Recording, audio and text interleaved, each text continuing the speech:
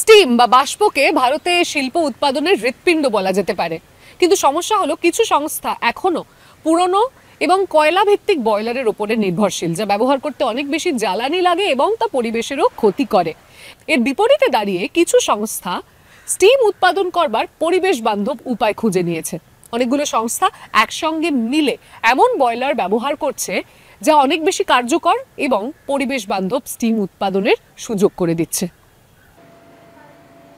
বেগুনি, হলুদ, সবুজ কাপড়ে এমন টেকসই রং ধরাতে প্রচুর গরম বাষ্পের প্রয়োজন। এই কারখানার তাপমাত্রা 120 ডিগ্রি সেলসিয়াস পর্যন্ত পৌঁছায়। 12 মিনিট ধরে প্রতিটি কাপড়কে বাষ্পের মধ্য দিয়ে নেওয়া হয়।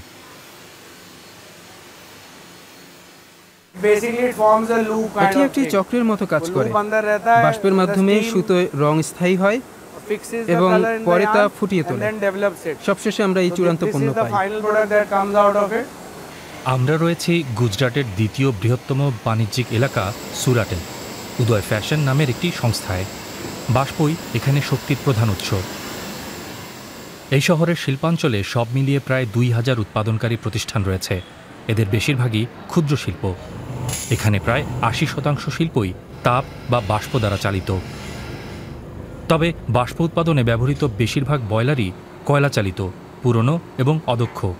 এই যন্ত্রগুলো অনেক সময়ই প্রয়োজনের তুলনায় অনেক বড় হয়। বিশেষ করে সরকারি নিয়ন্ত্রণের বাইরে থাকা ছোট উৎপাদন ব্যবস্থাগুলোয় এই সমস্যা দেখা যায়। এছাড়া এগুলো সঠিক ও দক্ষভাবে চালানোর মতো জ্ঞানেরও অভাব রয়েছে। ফলে বারবার তা চালু ও বন্ধ করতে হয়, তাই পুরো ব্যবস্থা অদক্ষ হয়ে ওঠে। আপনি অতিরিক্ত জ্বালানি ব্যবহার করছেন, তাছাড়া প্রায়ই প্রচুর তাপ ও বাষ্প নষ্ট হচ্ছে। পরিস্থিতি উন্নয়নের চেষ্টা চলছে। কাপড় কারখানার অদূরেই স্টিম হাউস নামের এই সংস্থা কমিউনিটি বয়লার সিস্টেম গড়ে তুলেছে। শিল্পাঞ্চলের প্রায় 45টি প্রতিষ্ঠানকে 12 কিলোমিটার বিস্তৃত পাইপলাইন ব্যবস্থার মাধ্যমে তারা পরিষেবা দিয়ে থাকে। যথাসাধ্য দক্ষতার সাথে এই ব্যবস্থাটি চালানোর জন্য এর উপর সারাক্ষণ নজর রাখা হয়। বয়লারগুলোতে ক্ষতিকর কণার নির্গমন কমানোর জন্য ফিল্টার লাগানো হয়েছে। আমার মতে জ্বালানি সংগ্রহ থেকেই দূষণ নিয়ন্ত্রণের কাজ শুরু করতে হয়।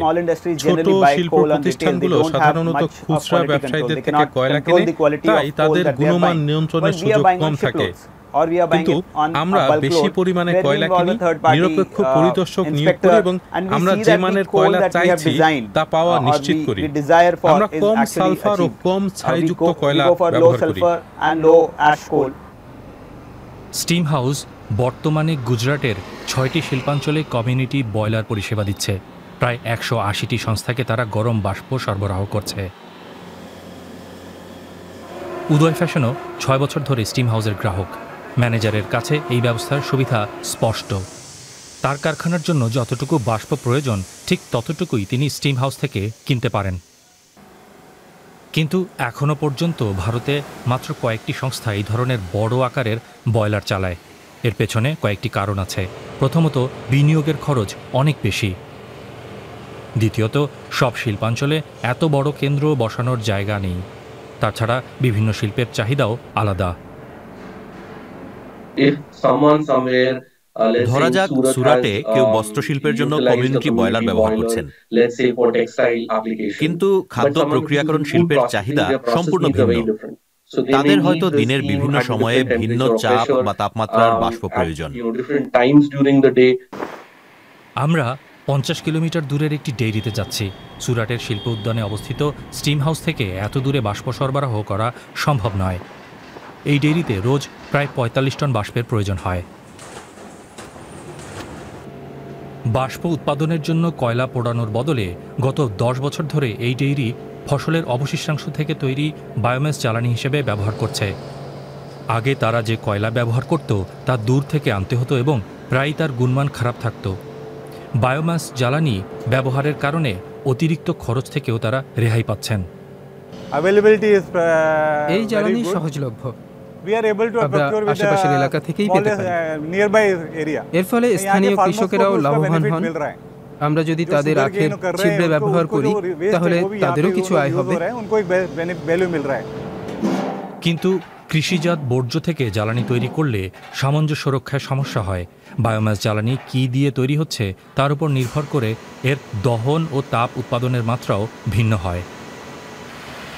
স্টিম হাউস ইন্ডিয়া কাগজের বর্জ্য ব্যবহার করে ভাপিতে বাষ্প উৎপাদনের পরীক্ষা চালাচ্ছে। পুনর্নবীকরণযোগ্য উৎস থেকে পাওয়া বিদ্যুৎ দিয়ে বাষ্প উৎপাদন করলে তা আরও দক্ষ হতো, কিন্তু ভারতে তা অর্জনে এখনও সময় লাগবে। তবে কমিউনিটি বয়লারকে সেই পথেরই প্রথম পদক্ষেপ হিসেবে ধরে নেওয়া যায়।